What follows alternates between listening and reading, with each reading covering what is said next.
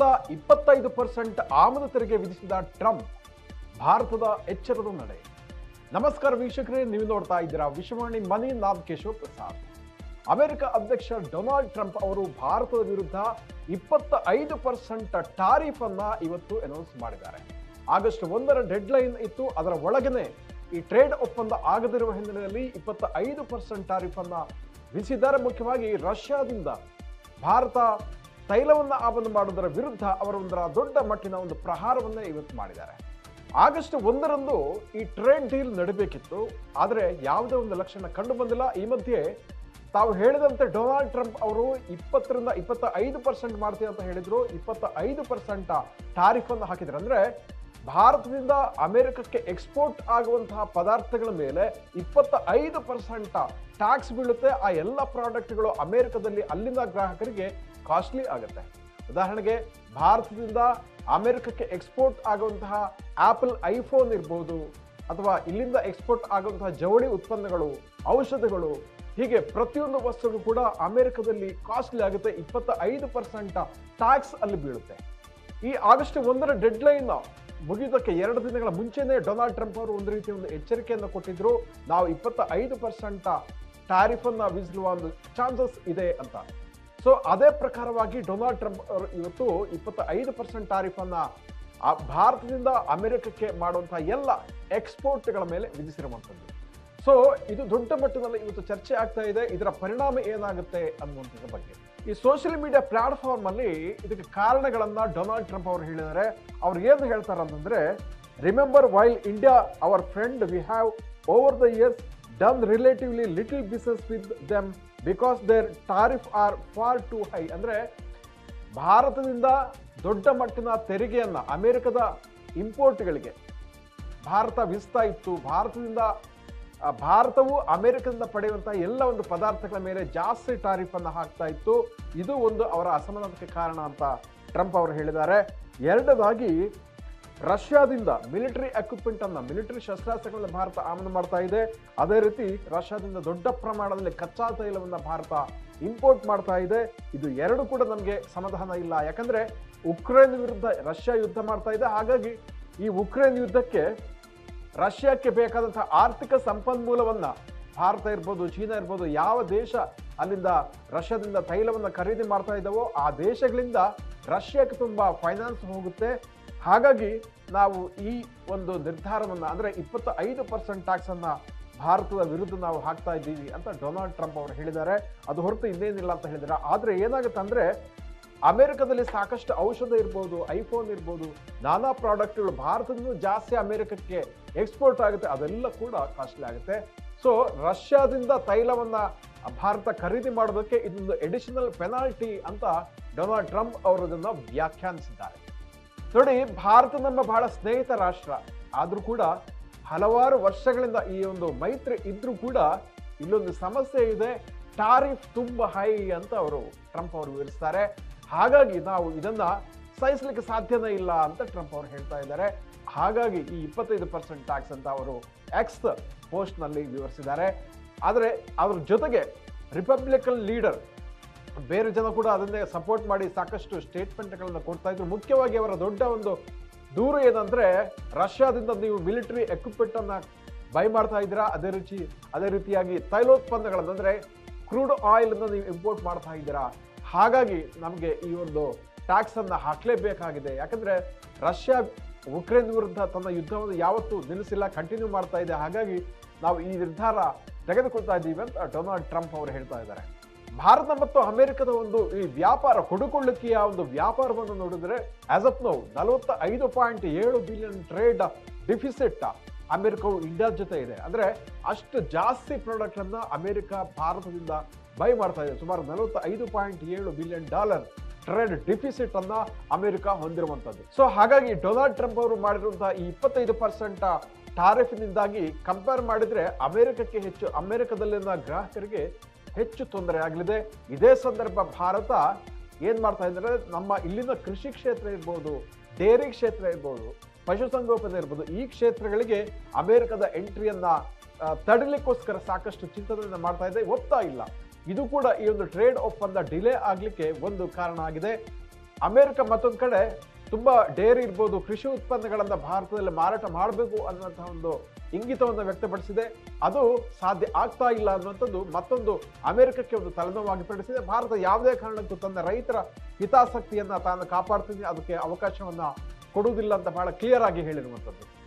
ಹೀಗಾಗಿ ಈ ಟ್ರೇಡ್ ಒಪ್ಪಂದ ಈಗ ಕಗ್ಗಂಟಾಗಿ ಉಳಿದಿರುವಂಥದ್ದು. ಎರಡು ದೇಶಗಳ ಮಧ್ಯೆ ಒಂದು ರೀತಿಯ ಒಂದು ರಾಜತಾಂತ್ರಿಕ ಸಂಬಂಧಗಳಲ್ಲೂ ಕೂಡ ಇದರ ಯಾವ ರೀತಿ ಇಂಪ್ಯಾಕ್ಟ್ ಆಗುತ್ತೆ ಅನ್ನೋದನ್ನ ನಾವು ಕಾದು ನೋಡಬೇಕಾದಂತಹ ಪರಿಸ್ಥಿತಿ ಇವಾಗ ಉಂಟಾಗಿದೆ. ಈ ಹಿಂದೆ ಇತ್ತೀಚೆಗೆ ಏನಾಗಿದೆ ಅಂದ್ರೆ, ಡೊನಾಲ್ಡ್ ಟ್ರಂಪ್ ಅವರು ಹೇಳಿದ್ರು, ಮೋದಿ ಅವ್ರ ಜೊತೆ ನಾನು ಮಾತನಾಡಿ ಈ ಟ್ರೇಡ್ ಡೀಲ್ ಅನ್ನ ಫೈನಲೈಸ್ ಮಾಡ್ಲಿಕ್ಕೆ ನಾನು ಬಹಳ ಪ್ರಯತ್ನ ಪಡ್ತೀನಿ ಅಂತ ಹೇಳಿದ್ರು. ಆದ್ರೆ ಬಹಳ ಆತುರದಲ್ಲಿ ಇವತ್ತು ಈ ಒಂದು 25% ಟ್ರೇಡ್ ಟಾರಿಫ್ ಅನ್ನ ಇವತ್ತು ಅನೌನ್ಸ್ ಮಾಡಿರುವಂಥದ್ದು. ಸೊ ಹಾಗಾದ್ರೆ ಈ ಇಂಡೋ ಯುಎಸ್ ಟ್ರೇಡ್ ಡೀಲ್ ಪ್ರಕಾರ 25% ಟಾರಿಫ್ ಯಾವಾಗಿಂದ ಅಂದ್ರೆ ಆಗಸ್ಟ್ 1ರಿಂದ ಈ ಒಂದು ಟಾರಿಫ್ ಅಪ್ಲೈ ಆಗಲಿದೆ ಅಂತ ಡೊನಾಲ್ಡ್ ಟ್ರಂಪ್ ಅವರು ಹೇಳಿದ್ದಾರೆ. ಇದರ ಬಗ್ಗೆ ಸುಮಾರು ಒಂದು 10 ಪಾಯಿಂಟ್ಗಳನ್ನ ನಾವಿಲ್ಲಿ ಗಮನಿಸಬಹುದು. ಮೊದಲನೇದಾಗಿ ಏನಂತಂದ್ರೆ, ಇಂಡಿಯಾ ಯುಎಸ್ ಟ್ರೇಡ್ ಡೀಲ್ ಬಗ್ಗೆ ಹೇಳೋದಿದ್ರೆ, ಕಳೆದ 2 ದಿನಗಳಿಂದ ಇದ್ರ ಬಗ್ಗೆ ತುಂಬಾ ಸಾಕಷ್ಟು ದೊಡ್ಡ ಮಟ್ಟದಲ್ಲಿ ಡೆಡ್ಲೈನ್ ಹತ್ರ ಇರೋದ್ರಿಂದ ಡಿಸ್ಕಸ್ ಆಗ್ತಾ ಇತ್ತು. ಡೆಡ್ಲೈನ್ ಅಂದ್ರೆ ಇದು ಅಮೆರಿಕ ಅನೌನ್ಸ್ ಮಾಡಿದ್ವಿ, ಇಂಡಿಯಾ ಯಾವತ್ತೂ ಕೂಡ ಹೇಳಿರಲಿಲ್ಲ ಆಗಸ್ಟ್ 1ಕ್ಕೆ ಮುಗಿಸ್ಬೇಕು ಅನ್ನುವಂಥದ್ದು. ಆದ್ರೆ ಅದು ಆಗ್ತಾ ಇಲ್ಲ. ಸೊ ಆ ಸಾಧ್ಯತೆ ಕೂಡ ಬಹಳ ಕ್ಷೀಣಿಸಿದೆ. ಆಲ್ರೆಡಿ ಇವಾಗ 25% ಟಾರಿಫ್ ಅನ್ನ ಅನೌನ್ಸ್ ಮಾಡಿರುವಂಥದ್ದು. ಈ ಹಿಂದೆ ಏನಾಗಿತ್ತು ಅಂದ್ರೆ, ಡೊನಾಲ್ಡ್ ಟ್ರಂಪ್ ಅವರು ಇಂಡಿಯಾದ ವಿರುದ್ಧ ಅಂತಹ ಟಾರಿಫ್ ಅನ್ನ ತಾವು ಮಾಡಲ್ಲ, ಯಾಕಂದ್ರೆ ಭಾರತ ತನ್ನ ಮಿತ್ರ ರಾಷ್ಟ್ರ ಅಂತ ಹೇಳಿದ್ರು. ಏಪ್ರಿಲ್ 2ನೇ ತಾರೀಕಿನಂದು ಅಂತಹ ಒಂದು ಸಂಕೇತವನ್ನು ಕೂಡ ಕೊಟ್ಟಿದ್ರು. ಇವನ್ ತಪ್ಪಿದ್ರೆ 26% ಹಾಕ್ತೀವಿ ಅಂತ ಒಂದು ಎಚ್ಚರಿಕೆಯನ್ನು ಕೂಡ, ಅಂದ್ರೆ ಬೆದರಿಕೆಯನ್ನು ಕೂಡ ಹಾಕಿದ್ರು. ಆದ್ರೆ ಭಾರತ ಅದಕ್ಕೆ ಯಾವತ್ತೂ ಕೂಡ ಕೇರ್ ಮಾಡಿರಲಿಲ್ಲ. ಇನ್ನೊಂದು ಕಡೆ ಡೊನಾಲ್ಡ್ ಟ್ರಂಪ್ ಅಡ್ಮಿನಿಸ್ಟ್ರೇಷನ್ ಆಫೀಷಿಯಲ್ಸ್ ಅವರನ್ನು ಇಂಡಿಕೇಟ್ ಮಾಡಿದ್ದಾರೆ, ಏನಂದ್ರೆ ಮತ್ತಷ್ಟು ಮಾತುಕತೆಯ ಅಗತ್ಯ ಇದೆ ಈ ಟ್ರೇಡ್ ಡೀಲ್ ಆಗೋದಕ್ಕಿಂತ ಮುಂಚೆ ಅಂತ ಅವರು ಹೇಳಿದ್ದಾರೆ. ಹಾಗಾಗಿ ಮತ್ತಷ್ಟು ಮಾತುಕತೆ ನಡೆಯುವಂತ ಚಾನ್ಸಸ್ ಇದೆಯಾ ಅನ್ನುವಂಥ ಪ್ರಶ್ನೆ ಕೂಡ ಇಲ್ಲಿರುವಂಥದ್ದು. ಸಾಧ್ಯತೆ ಇದೆ ಅಂತ ಸಾಕಷ್ಟು ಮಂದಿ ವರದಿಗಳು ಕೂಡ ಇದೇ ಒಂದು ದಿಕ್ಕಿನಲ್ಲಿ ಹೇಳಿದಾವೆ. ಅಂದ್ರೆ ಮಾತುಕತೆಯ ಮೂಲಕ ಮಾತ್ರ ಇದನ್ನ ಬಗೆಹರಿಸಲಿಕ್ಕೆ ಸಾಧ್ಯ ಇದೆ ಅನ್ನುವಂಥದ್ದು. ಸೊ ಟ್ರಂಪ್ ಅವರು ಪದೇ ಪದೇ ಹೇಳ್ತಾ ಇದ್ರು, ನಾವು ಯಾವುದೇ ಕಾರಣಕ್ಕೂ ಈ ಒಪ್ಪಂದವನ್ನ ಫೈನಲ್ ಮಾಡೋದಕ್ಕಿಂತ ಮುಂಚೆ ಸಾಕಷ್ಟು ಮಾತುಕತೆಯನ್ನ ನಡೆಸ್ತೀವಿ ಅಂತ. ಆದ್ರೆ ಯಾವತ್ತು ಮಾತುಕತೆ ಒಂದು ಅಂತಿಮ ಹಂತಕ್ಕೆ ಬರುತ್ತೆ ಅನ್ನುವಂಥದ್ದು ಇಲ್ಲಿ ಬಹಳ ಮುಖ್ಯವಾಗಿ ಇರತಕ್ಕಂಥದ್ದು. ಈ ನಡುವೆ ಈ 25% ಟಾರಿಫ್ ಅನ್ನ ಅನೌನ್ಸ್ ಮಾಡಿರುವ ಇದರ ಪರಿಣಾಮ ಏನಾಗುತ್ತೆ ಅಂತ ಕೂಡ ನಾವು ಕಾದು ನೋಡಬೇಕಾಗಿದೆ. ಈಗ US ಏನಾಗಿದೆ, ಇಂಡಿಯಾದ ಮೇಲೆ ವಿಧಿಸುವಂತಹ 20ರಿಂದ 25% ಅಂತ ಇತ್ತು, ಈಗ 25% ಅಂತಾಗಿದೆ. ಈ ಟ್ಯಾಕ್ಸ್ ಅನ್ನ ಬೇರೆ ಒಂದು ಅಮೆರಿಕದ ಒಂದು ಮಿತ್ರ ರಾಷ್ಟ್ರಗಳಿಗೆ ಹೋಲಿಸಿದ್ರೆ ಅಂತ ತೀರಾ ಜಾಸ್ತಿ ಅಲ್ಲದೆ ಇದ್ರೂ ಕೂಡ ತೀರಾ ಕಡಿಮೆನೂ ಕೂಡ ಆಗ್ತಾ ಇಲ್ಲ. ಹಾಗಾಗಿ ಇದು ಒಂದು ರೀತಿಯ ಒಂದು ಪರಿಣಾಮವನ್ನು ನಾನಾ ಕ್ಷೇತ್ರಗಳ ಮೇಲೆ ಬೀರುವಂತಹ ಎಲ್ಲ ಸಾಧ್ಯತೆಗಳು ಕೂಡ ಇದೆ. ಹಾಗಾಗಿ ಭಾರತ ಮುಂದಿನ ದಿವಸಗಳಲ್ಲಿ ಇದಕ್ಕೆ ಸಂಬಂಧಪಟ್ಟಂತಹ ಮಾತುಕತೆಯನ್ನ ನಡೆಸುವಂತಹ ಚಾನ್ಸಸ್ ಬಹಳ ದಟ್ಟವಾಗಿ ಇದೆ ಅಂತ ಹೇಳ್ತಾ ಇದ್ದಾರೆ. ಮುಖ್ಯವಾಗಿ ಆಗಸ್ಟ್ ಮಧ್ಯಭಾಗದಲ್ಲಿ ಈ ಟ್ರೇಡ್ ಡೀಲ್ಗೆ ಸಂಬಂಧಪಟ್ಟಂತಹ ಮಾತುಕತೆ ಮುಂದುವರಿಯುವಂತಹ ಸಾಧ್ಯತೆ ಇದೆ ಅಂತ ಸಾಕಷ್ಟು ವರದಿಗಳು ಹೇಳ್ತಾ ಇದೆ. ಅದನ್ನ ನೋಡ್ಬೇಕಾಗಿದೆ. ಮುಖ್ಯವಾಗಿ ಇಲ್ಲಿ 25% ವರ್ಸ್ಟ್ ಕೇಸಲ್ಲಿ ಈ ಒಂದು ಡ್ಯೂಟಿನ ಅನೌನ್ಸ್ ಮಾಡಿರುವ ಹಿನ್ನೆಲೆಯಲ್ಲಿ ಭಾರತ ಯಾವ ರೀತಿಯ ಒಂದು ಎಚ್ಚರಿಕೆಯ ನಡೆಯನ್ನ ಅನುಸರಿಸಲಿದೆ ಎಂಬುದನ್ನ ಇವಾಗ ಕಾದು ನೋಡಬೇಕಾಗಿದೆ. ಮೂರನೇದಾಗಿ, ಹೆಚ್ಚು ಮಾತುಕತೆಗಳ ಮೂಲಕನೇ ಇದನ್ನ ಪರಿಹರಿಸಬೇಕಾಗಿದೆ ಅನ್ನೋದು ಇದು ಉಭಯ ಬಣಗಳಿಗೂ ಕೂಡ ಗೊತ್ತಿರುವಂತಹ ಸತ್ಯ. ಒಂದು ಕಡೆ ಅಮೆರಿಕ ಕೂಡ ಭಾರತದ ಒಂದು ಅನಿವಾರ್ಯತೆ ಇದೆ ಚೀನಾವನ್ನ ಎದುರಿಸೋಸ್ಕರ. ಹಾಗಾಗಿ US ಒಂದು ಟ್ರೇಡ್ ಡಿಪಾರ್ಟ್ಮೆಂಟ್ ಭಾರತಕ್ಕೆ ಬಂದು ಆಗಸ್ಟ್ ಮಧ್ಯಭಾಗದಲ್ಲಿ ಸಾಕಷ್ಟು ಮುಂದಿನ ಹಂತದ ಒಂದು ಮಾತುಕತೆಯನ್ನ ನಡೆಸುವಂತಹ ಚಾನ್ಸಸ್ ಕೂಡ ಇದೆ ಅಂತ ಬ್ಲೂಮ್ಬರ್ಗ್ ರಿಪೋರ್ಟ್ ಹೇಳಿರುವಂಥದ್ದು. ಖಂಡಿತವಾಗಿ ಕೂಡ ಭಾರತದ ಒಂದು ಅಧಿಕಾರಿಗಳ ಜೊತೆ ತಾವು ಮಾತುಕತೆಯನ್ನು ನಡೆಸ್ತೀವಿ ಅಂತ ಅಮೆರಿಕದ ಅಧಿಕಾರಿಗಳು ಹೇಳಿದ್ದಾರೆ ಅಂತ ಬ್ಲೂಮ್ಬರ್ಗ್ ನಿಯತಕಾಲಿಕೆಯ ರಿಪೋರ್ಟ್ ಹೇಳಿರುವಂಥದ್ದು. ಒಂದು ಕನ್ಸ್ಟ್ರಕ್ಟಿವ್ ಆಗದಂತಹ ಡಿಸ್ಕಷನ್ ಬಹಳ ಅಗತ್ಯ ಇದೆ ಅಂತ ಅವರು ಶ್ವೇತಭವನದ ಅಧಿಕಾರಿಗಳು ಹೇಳಿರುವಂಥದ್ದು. ಬ್ಲೂಮ್ಬರ್ಗ್ ವರದಿಯ ಪ್ರಕಾರ ಅಮೆರಿಕದ ನಿಯೋಗ ಆಗಸ್ಟ್ 25ರಂದು ಭಾರತಕ್ಕೆ ಬಂದು ಇಲ್ಲಿ ಒಂದು ದ್ವಿಪಕ್ಷೀಯವಾದಂತಹ ಒಂದು ಟ್ರೇಡ್ ಅಗ್ರಿಮೆಂಟ್ ಬಗ್ಗೆ ಮಾತುಕತೆಯನ್ನ ನಡೆಸುವಂತಹ ಸಾಧ್ಯತೆ ಇದೆ ಅಂತ ವರದಿ ಹೇಳಿದೆ. ಈ ನಡುವೆ ಸಾಕಷ್ಟು ಒಂದು ಎಂಗೇಜ್ಮೆಂಟ್ ಯಾವ ರೀತಿಯಲ್ಲಿ ಮಾಡಬಹುದು ಅನ್ನೋದ್ರ ಬಗ್ಗೆ ಭಾರತದ ಕಡೆಯಿಂದ ಕೂಡ ಒಂದು ಏನು ಕನೆಕ್ಟಿವಿಟಿ ಆಗ್ತಾ ಇದೆ ಅನ್ನುವಂಥ ರಿಪೋರ್ಟ್ ಕೂಡ ಕಂಡು ಬರ್ತಾ ಇದೆ. ಅಂದ್ರೆ ಭಾರತ ಮತ್ತು ಅಮೆರಿಕದ ಮಧ್ಯೆ ಮುಂದಿನ ಹಂತದ ಮಾತುಕತೆ ನಡೆದಿದ್ರೆ ಅದು 6ನೇ ಹಂತದ ಒಂದು ಮಾತುಕತೆ ಆಗಿರಲಿದ್ದು ಯಾವ ರೀತಿಯ ತಿರುವನ್ನು ಪಡೆಯಲಿದೆ ಅಂತ ನಾವು ಕಾದು ನೋಡಬೇಕಾಗಿದೆ.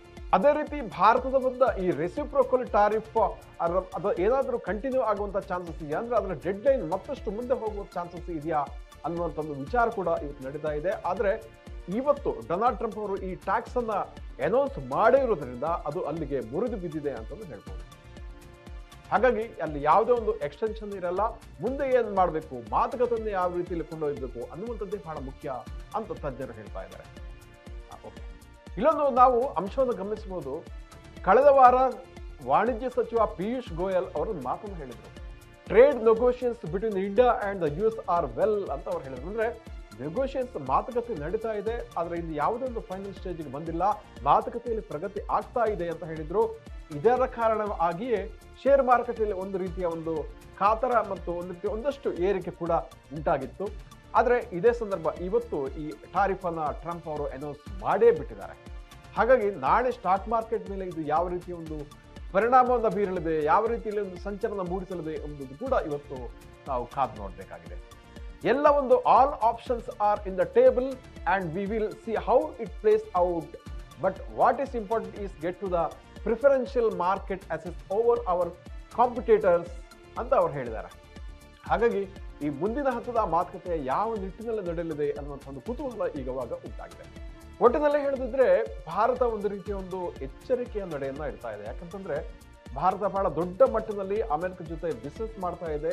ಯಾವುದೋ ಒಂದು ಬಿಸ್ನೆಸ್ ತುಂಬಾ ಚೆನ್ನಾಗಿ ನಡೆದಿಕ್ಕಿದ್ರೆ ಭಾರತದ ಮಟ್ಟಿಗೆ ಹೇಳಿದ್ರೆ ಟಾರಿಫ್ ಅಲ್ಲಿ ಒಂದು ಇಳಿಕೆ ಮತ್ತು ಒಂದು ಸಮಂಜಸವಾದಂತಹ ಟಾರಿಫ್ ಬೇಕಾಗುತ್ತೆ. ಅದರ್ವೈಸ್ ಏನಾಗುತ್ತೆ ಅಂದ್ರೆ ಇಲ್ಲಿನ ಉತ್ಪನ್ನಗಳು ಅಮೆರಿಕದಲ್ಲಿ ಬಹಳ ಕಾಸ್ಟ್ಲಿ ಆದಾಗ ಅಲ್ಲಿನ ವ್ಯಾಪಾರದ ಮೇಲೆ ಒಂದು ಪ್ರತಿಕೂಲ ಪರಿಣಾಮವನ್ನು ಬೀರುವಂತಹ ಚಾನ್ಸಸ್ ಇದೆ. ಆದ್ರೆ ಅಮೆರಿಕದ ಸಮಸ್ಯೆ ಏನಂದ್ರೆ ಅಮೆರಿಕ ಇಂಡೋನೇಷ್ಯಾ ಇರ್ಬೋದು, ವಿಯೆಟ್ನಾಂ ಇರ್ಬೋದು, ಹೀಗೆ ಬೇರೆ ಬೇರೆ ಜಪಾನ್ ಇರ್ಬೋದು, ಹೀಗೆ ಬೇರೆ ಬೇರೆ ದೇಶಗಳ ಜೊತೆಗೆ ಬೇರೆ ಬೇರೆ ಟಾರಿಫ್ ಅನ್ನು ಅನೌನ್ಸ್ ಮಾಡಿರುವಂಥದ್ದು. ಹಾಗಾಗಿ ಒಂದು ರೀತಿಯ ಕಂಪ್ಯಾರಿಸನ್ ನೋಡಿದ್ರೆ ಭಾರತಕ್ಕೆ ಕೆಲವೊಂದು ವಿಚಾರಗಳಲ್ಲಿ ಸಾಕಷ್ಟು ಅನುಕೂಲ ಇದೆ ಅಂತ ಹೇಳಲಾಗ್ತದೆ. ಮುಖ್ಯವಾಗಿ ಚೀನಾದ ವಿರುದ್ಧ ಬಹಳ ದೊಡ್ಡ ಮಟ್ಟಿನ ಟಾರಿಫ್ ಅನ್ನ ಅಮೆರಿಕ ಅನೌನ್ಸ್ ಮಾಡಿರುವಂಥದ್ದು. ಹಾಗಾಗಿ ಚೀನಾದ ವಸ್ತುಗಳು ಭಾರತದ ವಸ್ತುಗಳಿಗೆ ತುಂಬಾ ಕಾಸ್ಟ್ಲಿ ಆಗುವಂತಹ ಹಿನ್ನೆಲೆಯಲ್ಲಿ ಭಾರತಕ್ಕೆ ಕೂಡ ಈ ಗ್ಲೋಬಲ್ ಸಪ್ಲೈ ಚೈನ್ ನಲ್ಲಿ ಅವಕಾಶಗಳ ಸಾಧ್ಯತೆಗಳು ತೆರೆದುಕೊಳ್ಳುವಂತ ಚಾನ್ಸಸ್ ಕೂಡ ಇದೆ ಅಂತ ತಜ್ಞರು ಹೇಳ್ತಾ ಇದ್ದಾರೆ. ಮತ್ತೊಂದು ಬಹಳ ಮುಖ್ಯವಾದ ವಿಷಯ ಅಂತಂದ್ರೆ ಇಂಡಿಯಾ ಇದುವರೆಗೂ ಕೂಡ ತನ್ನ ಕೃಷಿ ಮತ್ತು ಡೈರಿ ಸೆಕ್ಟರ್ ಅನ್ನ ಅಂದ್ರೆ ರೈತರಿಗೆ ಬಹಳ ನೇರವಾಗಿ ಇರುವಂತಹ ಕೃಷಿ ಮತ್ತು ಈ ಪಶುಸಂಗೋಪನೆ ಡೈರಿ ಸೆಕ್ಟರ್ ಅನ್ನ ಯಾವುದೇ ಕಾರಣಕ್ಕೂ ಮತ್ತೊಂದು ರಾಷ್ಟ್ರದ ಪ್ರವೇಶಕ್ಕೆ ಅಲ್ಲಿ ಅನುಮತಿ ಕೊಡಲ್ಲ ಅಂತ ಬಹಳ ಕ್ಲಿಯರ್ ಕಟ್ ಆಗಿ ಭಾರತ ಹೇಳಿದೆ. ಮತ್ತು ಅದಕ್ಕೆ ಅಮೆರಿಕದ ಪ್ರವೇಶವನ್ನು ಕೂಡ ಬಹಳ ನಿರಾಕರಿಸುವಂಥದ್ದು. ಹಾಗಾಗಿ ಈ ಬಗ್ಗೆ ಮುಂದಿನ ಹಂತದ ಮಾತುಕತೆ ನಡೆಯುವ ಸಾಧ್ಯತೆಗಳು ಯಾವುದು ಇಲ್ಲ ಅಂತ ತಜ್ಞರು ಹೇಳ್ತಾ ಇದ್ದಾರೆ. ಮತ್ತು ಭಾರತದ ರೈತರ ಹಿತಾಸಕ್ತಿ ದೃಷ್ಟಿಯಿಂದ ಇದು ಬಹಳ ಮುಖ್ಯ ಅಂತ ಕೂಡ ವರದಿಗಳು ಹೇಳ್ತಾ ಇದ್ದಾರೆ.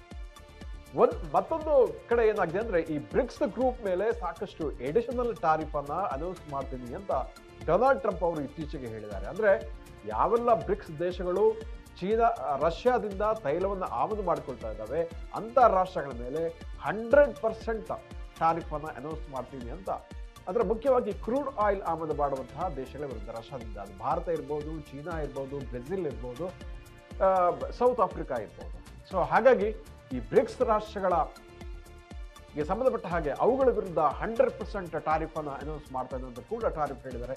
ಒಟ್ಟಾರೆಯಾಗಿ ಹೇಳೋದಿದ್ರೆ ಈ ಟ್ರಂಪ್ ಅವರ ಟಾರಿಫ್ ವಾರದಿಂದ ಕೇವಲ ಭಾರತಕ್ಕೆ ಮಾತ್ರ ಅಲ್ಲ, ಸ್ವತಃ ಅಮೆರಿಕಕ್ಕೂ ಕೂಡ ಸಾಕಷ್ಟು ದೊಡ್ಡ ಮಟ್ಟದಲ್ಲಿ ಸಮಸ್ಯೆ ಆಗುವಂತಹ ಚಾನ್ಸಸ್ ಇದೆ. ಇದರ ಪರಿಣಾಮವಾಗಿ ಇಡೀ ಜಾಗತಿಕ ಆರ್ಥಿಕತೆಗೆ ಕೂಡ ಒಂದು ರೀತಿಯ ಹಿನ್ನಡೆ ಆಗುವಂತ ಚಾನ್ಸಸ್ ಇದೆ ಅಂತ ಸಾಕಷ್ಟು ಮಂದಿ ಎಕ್ಸ್ಪರ್ಟ್ಸ್ ಕೂಡ ಹೇಳ್ತಾ ಇದ್ದಾರೆ. ಯಾಕಂದ್ರೆ ಈ ರೀತಿಯ ಸ್ಯಾಂಕ್ಷನ್ಗಳಿರ್ಬೋದು, ಟಾರಿಫ್ ಅಥವಾ ಆಮದು ತೆರಿಗೆಯನ್ನ ಒಂದು ಯುದ್ಧದ ಒಂದು ಅಸ್ತ್ರವಾಗಿ ಬಳಸುವುದರಿಂದ ಏನಾಗುತ್ತೆ ಅಂದ್ರೆ ಗ್ಲೋಬಲ್ ವಹಿವಾಟಿಗೆ ಅಥವಾ ಜಾಗತಿಕವಾದಂತಹ ಒಂದು ಮುಕ್ತ ವ್ಯಾಪಾರಕ್ಕೆ ಬಹಳ ಒಂದು ಕಂದಕವನ್ನು ಸೃಷ್ಟಿಸಿದ ಹಾಗೆ ಆಗುತ್ತೆ. ಅಡೆತಡೆಗಳನ್ನು ಕ್ರಿಯೇಟ್ ಮಾಡಿದಷ್ಟು ವ್ಯಾಪಾರಕ್ಕೆ ಧಕ್ಕೆ ಆಗುತ್ತೆ, ಆರ್ಥಿಕ ಬೆಳವಣಿಗೆಗಳು ಕೂಡ ದೊಡ್ಡ ಮಟ್ಟದ ಹೊಡೆತ ಆಗುತ್ತೆ ಎನ್ನುವಂತಹ ಒಂದು ವಿಚಾರವನ್ನ ಡೊನಾಲ್ಡ್ ಟ್ರಂಪ್ ಅವರು ಸಾಕಷ್ಟು ಬೇಗ ಅರ್ಥ ಮಾಡಿಕೊಂಡ್ರೆ ಬಹಳ ಒಳ್ಳೆಯದು ಅಂತ ಎಕ್ಸ್ಪರ್ಟ್ಸ್ ಹೇಳ್ತಾ ಇದ್ದಾರೆ. ವೀಕ್ಷಕರೇ, ಇಂತಹ ಮತ್ತಷ್ಟು ಉಪಯುಕ್ತ ವಿಡಿಯೋಗಳಿಗೆ ವಿಶ್ವವಾಣಿ ಮನಿ ಯೂಟ್ಯೂಬ್ ಚಾನಲ್ ಅನ್ನ ವೀಕ್ಷಿಸಿ ಹಾಗೂ ಸಬ್ಸ್ಕ್ರೈಬ್ ಮಾಡಿ. ವಂದನೆಗಳು.